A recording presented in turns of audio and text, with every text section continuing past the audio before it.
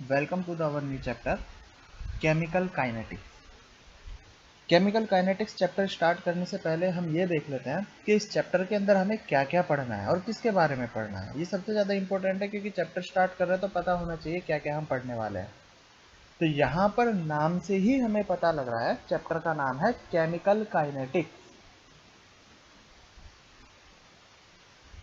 तो chemical word का मतलब होता है, जैसे केमिकल हम जानते हैं, कोई भी केमिकल रिएक्शन के अंदर जो रिएक्टेंट या प्रोडक्ट होते हैं उन्हीं को हम केमिकल बोलते हैं। और काइनेटिक्स वर्ड का मतलब होता है मूवमेंट। तो केमिकल का मूवमेंट हमें यहाँ पर पढ़ना है। अब केमिकल के मूवमेंट से क्या मतलब है, जैसे कोई भी केमिकल रिएक्शन है, जैसे मैंने मान लिया A प्लस बी से बन रहा है हमारे पास C प्लस डी। तो A प्लस बी से जब C प्लस डी बनेगा तो ये केमिकल रिएक्शन किस स्पीड से मूव हो रही होगी। जैसे अगर मैं किसी भी फिजिकल ऑब्जेक्ट के बारे में बात करूं, फिजिकल ऑब्जेक्ट अगर मूव करता है तो हम देखते हैं कि वो यूनिट टाइम में कितना मूव किया है, मतलब हम उसकी स्पीड की बात करते हैं। ठीक है, इसी तरीके से केमिकल रिएक्शन में हमें पढ़ना है कि कोई भी केमिकल यूनिट टाइम में, केमिकल रिएक्शन यूनिट टाइम में कितना मूव किया, जिसे हम स्पीड ना बोल के क्या बोलेंगे, रेट बोलेंगे। फिजिक्स में बोला जाता है स्पीड, अगर कोई फिजिकल ऑब्जेक्ट टाइम के रेस्पेक्ट में मूव करता है, और अगर कोई केमिकल टाइम के रेस्पेक्ट में मूवमेंट करता है तो उसे हम क्या बोलते हैं, उसे हम बोलते हैं रेट। तो कुल मिला के बात यह है कि हमें इस चैप्टर के अंदर पढ़ना है एक तो रेट, और ऐसे कौन कौन से फैक्टर्स हैं जो इस रेट को इफेक्ट करेंगे। ठीक है, तो ये हुआ केमिकल काइनेटिक्स के बारे में।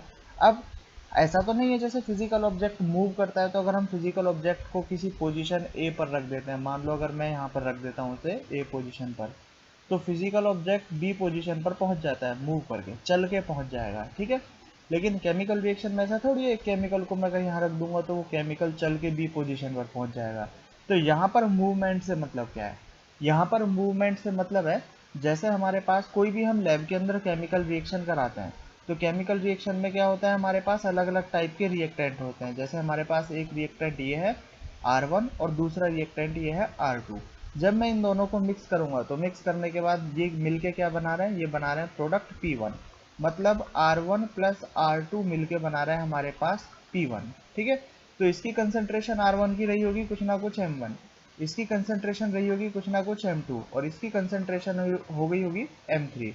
मतलब स्टार्टिंग में कंसंट्रेशन M1 और M2 मिले और फाइनल प्रोडक्ट जब बना तो इसकी कंसंट्रेशन M3 यहाँ पर बना दिया। तो यहाँ पर केमिकल का फिजिकली मूव नहीं हुआ है, यहाँ पर क्या हुआ है, यहाँ पर इनकी कंसंट्रेशन में चेंज हुआ है।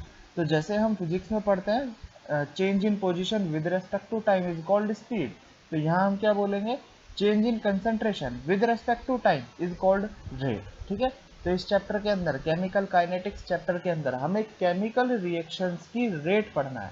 मतलब केमिकल रिएक्शन में अपनी कंसंट्रेशन, प्रोडक्ट और रिएक्टेंट किस तरीके से चेंज करते हैं उसके बारे में पढ़ना है। तो चलिए चैप्टर शुरू करते हैं अब। तो यहाँ देखो हम डेफिनेशन से स्टार्ट कर रहे हैं, केमिकल काइनेटिक्स। डेफिनेशन जैसे अभी मैंने समझाया, डेफिनेशन में क्या होगा हमारे पास, the branch of science which deals with the rate of reaction or factors affecting the rate of reaction called chemical kinetics। अब रेट ऑफ रिएक्शन और factors affecting rate of reaction क्या है, यही चैप्टर के अंदर हमें पढ़ना है। तो जब इसे डिटेल में स्टार्ट करेंगे तो आराम से पता लग जाएगा। रेट का मतलब मैंने वैसे तुम्हें बता ही दिया है, रेट का मतलब हम बोल सकते हैं स्पीड के जैसा बोल सकते हैं कि कोई भी केमिकल रिएक्शन कितना स्पीड से मूव हो रही है उसी को हम रेट बोल सकते हैं। ठीक है, types of chemical reaction according to the rate. Rate के अकॉर्डिंग केमिकल रिएक्शन के कौन कौन से टाइप हो सकते हैं, तो तीन टाइप की केमिकल रिएक्शन होती है यहाँ पर, fast reaction, medium reaction, slow reaction. According to rate हमने इसको क्लासिफाई किया है। अब ये क्या क्या हो सकती हैं, देखो उनके बारे में हम बात कर लेते हैं। तो सबसे पहले हम बात करते हैं फास्ट रिएक्शन के बारे में। फास्ट रिएक्शन क्या है, reaction which take milliseconds or some minutes to complete called fast reaction।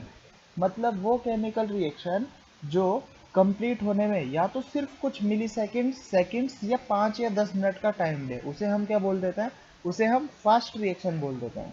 जैसे हम लैब के अंदर एक्सपेरिमेंट करते हैं तो लैब में क्या होता है, हम ड्रॉप बाय ड्रॉप या तो टाइट्रेशन करते हैं या जो भी हम करते हैं, एक केमिकल के अंदर दूसरा केमिकल मिलाते हैं।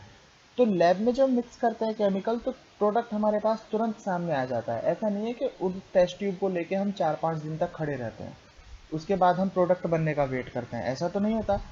केमिकल के अंदर दूसरा केमिकल मिलाते ही फटाफट प्रोडक्ट बन जाता है। तो ये जो हमारे पास रिएक्शंस होती हैं ये होती हैं फास्ट रिएक्शंस। एग्जाम्पल की बात करें तो जितनी भी आयोनिक रिएक्शंस हैं वो सभी फास्ट रिएक्शन का एग्जाम्पल है। जैसे एक एग्जाम्पल मैं लिख देता हूँ यहाँ पर आयनिक रिएक्शन का, NaCl प्लस AgNO3। अगर इसको हम मिक्स करेंगे तो इनके आयन्स आपस में एक्सचेंज हो जाएंगे और बन जाएगा AgCl प्लस NaNO3। ठीक है, NaCl और AgNO3 को जब हम मिक्स करेंगे तो ये फटाफट मिक्स हो जाएंगे और इनको कंप्लीट होने में लगेगा 10⁻⁸ सेकेंड।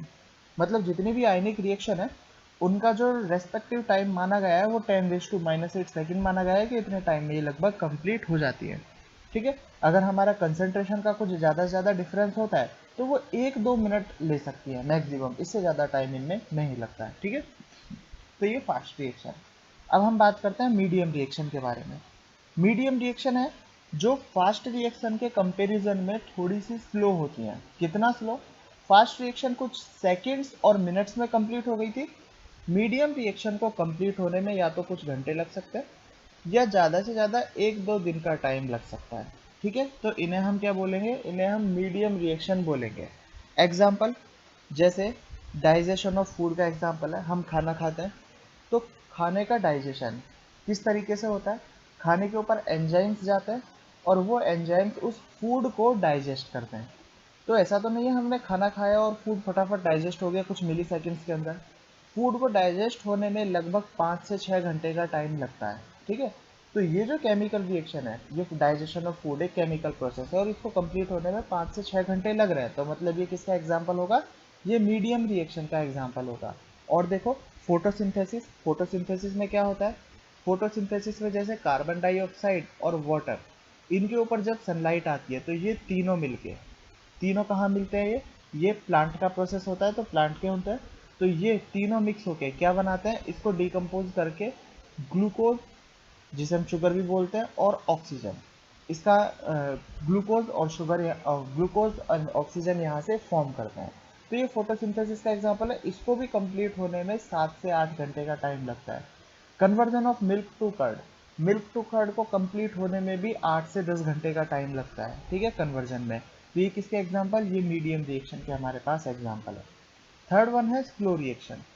स्लो रिएक्शन हम उस रिएक्शन को बोलते हैं जिसे कंप्लीट होने में या तो कुछ दिन लगे, कुछ महीने लगे, कुछ साल लग सकते हैं, कुछ डिकेड्स भी लग सकते हैं और सेंचुरीज भी लग सकती है। इस रिएक्शन को कंप्लीट होने में कितना भी टाइम लग सकता है, यहाँ पर इसे डिफाइन नहीं किया गया है। ठीक है, लगभग कितना टाइम जाएगा मैक्सिमम नहीं पता। 10,000 साल, 20,000 साल, इतने भी टाइम केमिकल रिएक्शन को कंप्लीट होने में लग जाते हैं। ठीक है, अब ऐसी कौन कौन सी केमिकल रिएक्शन है जिनको इतना टाइम लगता है होने में? जैसे रस्टिंग ऑफ आयरन की बात करें तो रस्टिंग ऑफ आयरन को, आयरन में अगर रस्ट लगने की बात करें तो उसे होने में लगभग 8 से 10 दिन का टाइम लग सकता है या 5-6 दिन का टाइम लग सकता है। वो एटमॉस्फेयर के ऊपर डिपेंड करता है कि एटमॉस्फेयर किस टाइप का है, उसके अंदर कितना ज़्यादा मॉइस्चर है। मॉइस्चर जितना ज़्यादा होता है आयरन के ऊपर रस्ट उतना ही जल्दी लगता है। ठीक है, तो हम मान के चलते हैं ऑन एन एवरेज 6-7 दिन का टाइम लगता है। तो ये स्लो रिएक्शन का एग्जाम्पल है।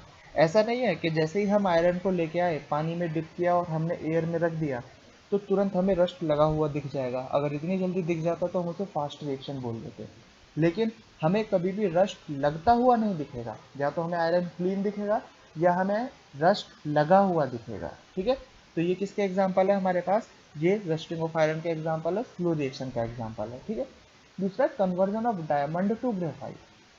थोड़ा सा अजीब सा लगेगा सुनने में कि डायमंड टू ग्रेफाइट, मतलब डायमंड धीरे धीरे ग्रेफाइट में कन्वर्ट होता रहता है। बिल्कुल सही है, डायमंड धीरे धीरे ग्रेफाइट में कन्वर्ट होता रहता है। क्योंकि अगर डायमंड के फॉर्मेशन की हम बात करें तो डायमंड कैसे फॉर्म होता है?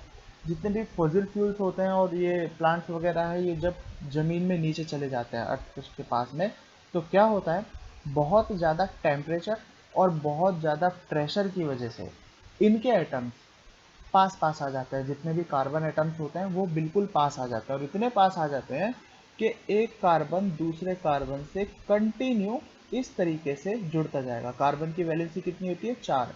तो कार्बन दूसरे कार्बन से 4 वैलेंसी से इस तरीके से जुड़ता जाएगा। इसी तरीके से आगे कार्बन भी कार्बन से ही जुड़ेंगे, जितने भी कार्बन है। ठीक है, और ये आगे अपनी 4-4 वैलेंसी तो देखो यहाँ पर इस तरीके से यहाँ पर स्ट्रक्चर भी बताया गया है डायमंड है, और इसकी स्ट्रक्चर कैसी होती है, कुछ इस तरीके से, सभी कार्बन दूसरे कार्बन से जुड़े हुए हैं। अगर हम ग्रेफाइट की बात करें तो ग्रेफाइट क्या होता है, ग्रेफाइट की स्ट्रक्चर होती है इस तरीके से, ये हेक्सागन होता है और ये लेयर्ड फॉर्म में होता है, ये हेक्सागन कंटिन्यू इस तरीके से आगे हेक्सागन बनते जाएंगे।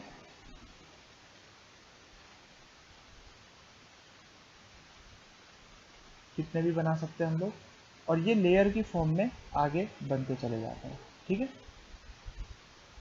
तो ये ग्रेफाइट की स्ट्रक्चर है। ग्रेफाइट की स्ट्रक्चर में देखोगे तो ये एक ही लेयर है। इसी तरीके से अगर हम इसकी बात करें तो एक लेयर इसके नीचे भी बनी होती है, ये देखो, ये इसके नीचे भी एक लेयर बनी हुई है। ठीक है, तो ये लेयर्ड स्ट्रक्चर होती है, जैसे एक लेयर हमारे पास ये रही, ये हमारे पास दूसरी लेयर हो जाएगी, ये दूसरी लेयर ये हुई। इसी तरीके से नीचे भी तीसरी चौथी कंटिन्यू लेयर वाइज ये स्ट्रक्चर होती है। लेकिन इसमें देखोगे तो एक कार्बन, ये जैसे ये कार्बन एटम है, सिर्फ 3 ही कार्बन से जुड़ा हुआ है। कार्बन की वैलेंसी कितनी दिखाई दे रही है यहाँ पर, 3, और चौथी वैलेंसी कार्बन की फ्री होती है।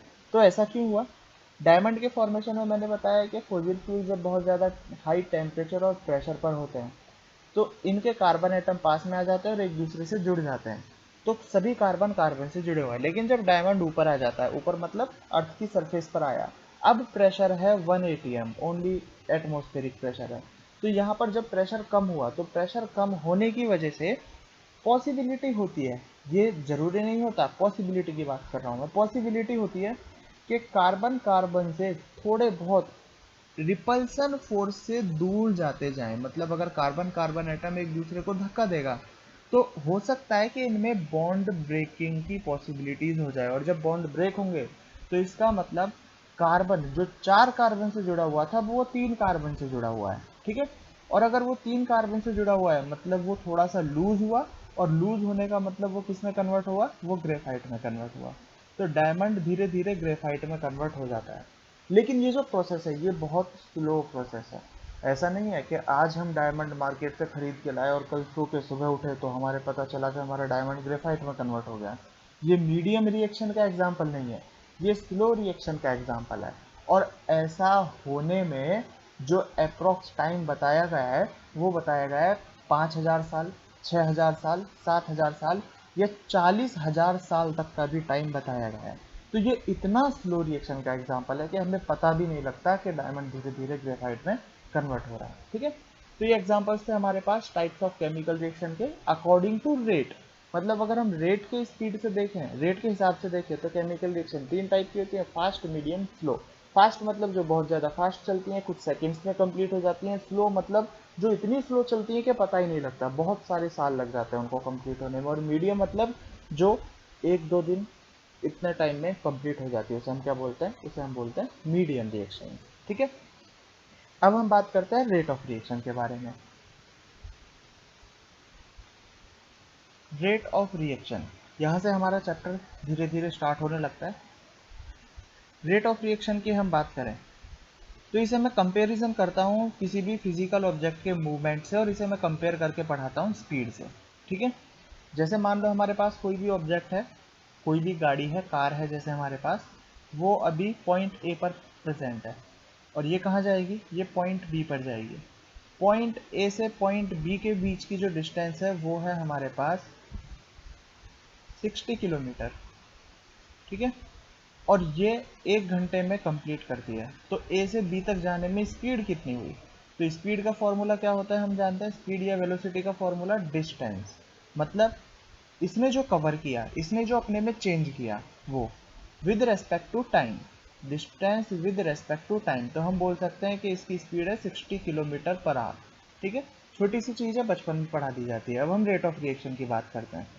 केमिकल रिएक्शन के केस में, केमिकल रिएक्शन के केस में मान लो अगर रिएक्टेंट से प्रोडक्ट बनता है, तो रिएक्टेंट से प्रोडक्ट बनने में यहाँ तो केमिकल रिएक्शन मूव तो करेगा नहीं, मूवमेंट किसका होता है इसमें, कंसंट्रेशन का। मान लो रिएक्टेंट की पहले कंसंट्रेशन थी 10, कुछ टाइम बाद वो चेंज होकर रह गई 5, तो चेंज क्या हुआ यहाँ पर, कंसंट्रेशन चेंज हुआ।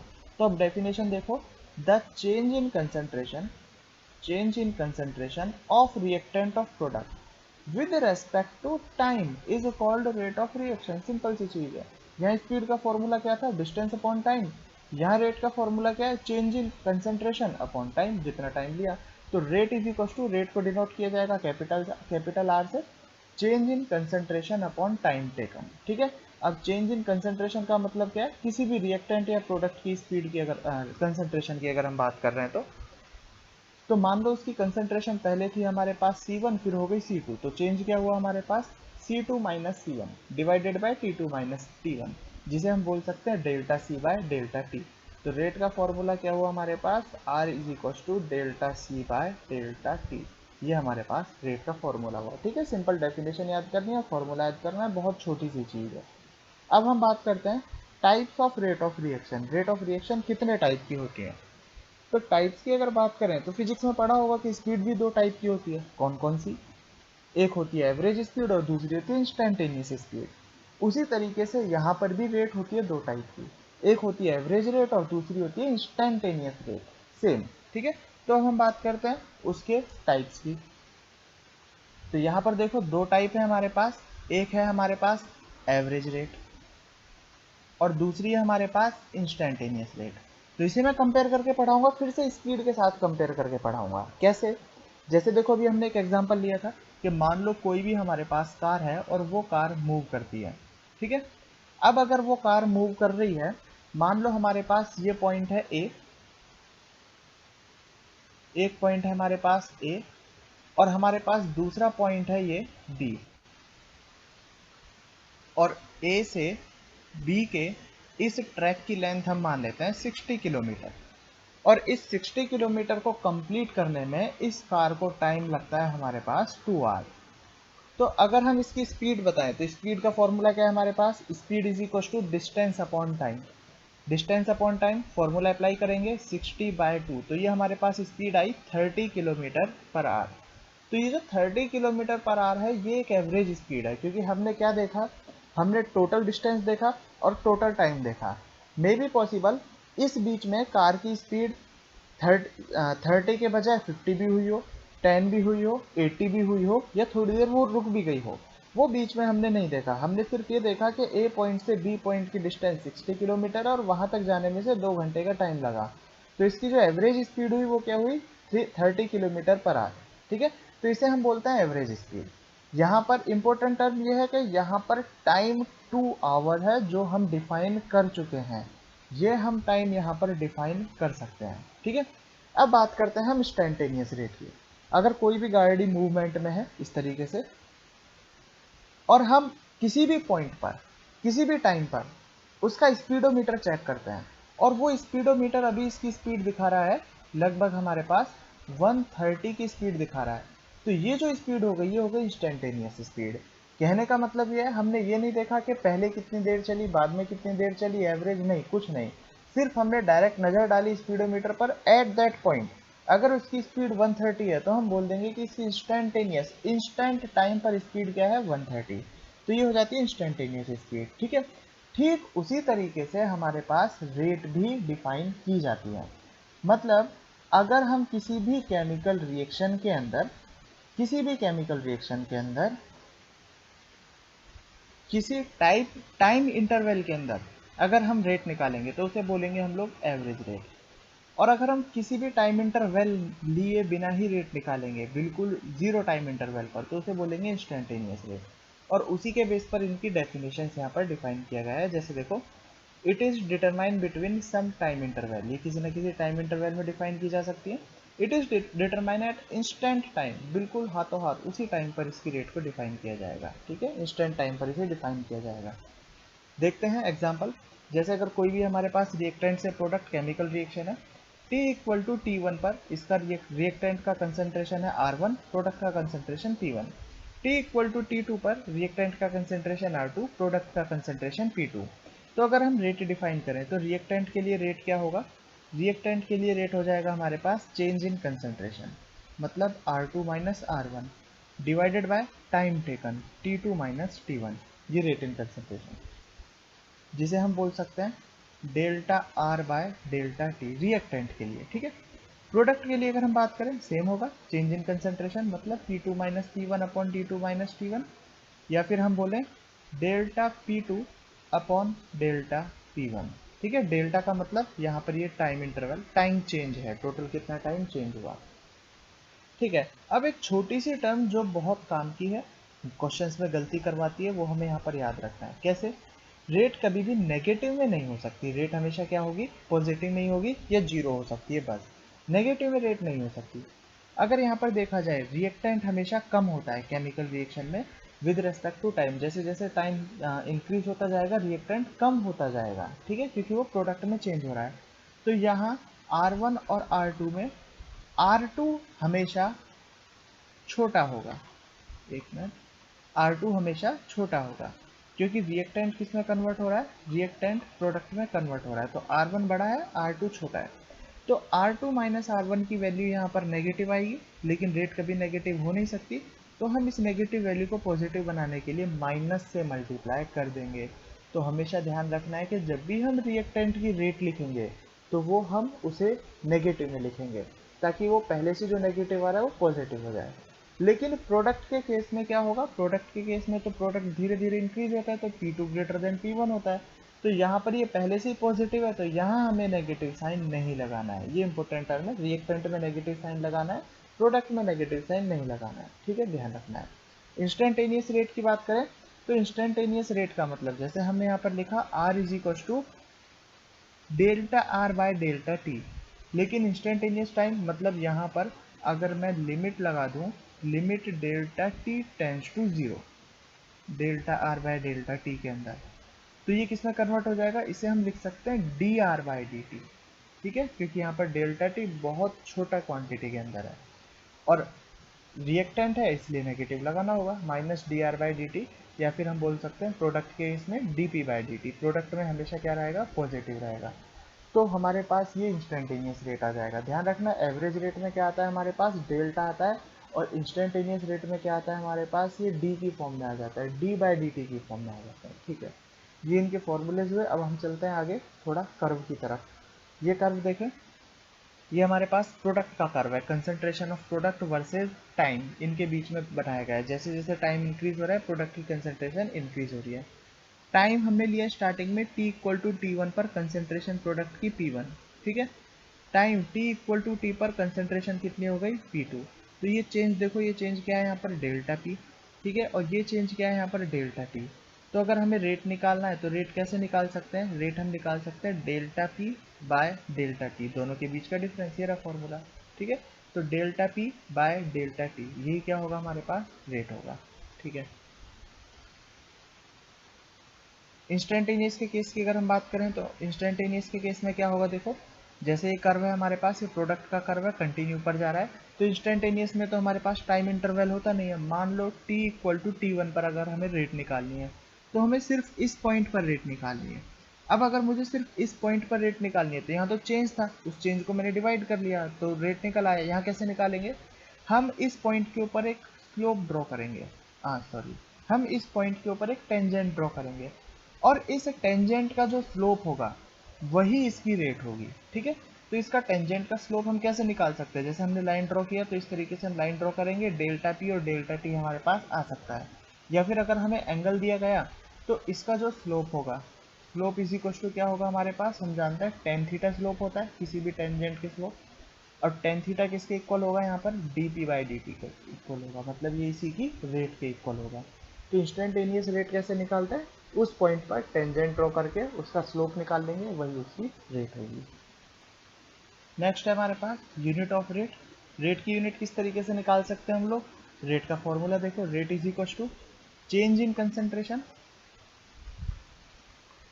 Change in concentration upon time.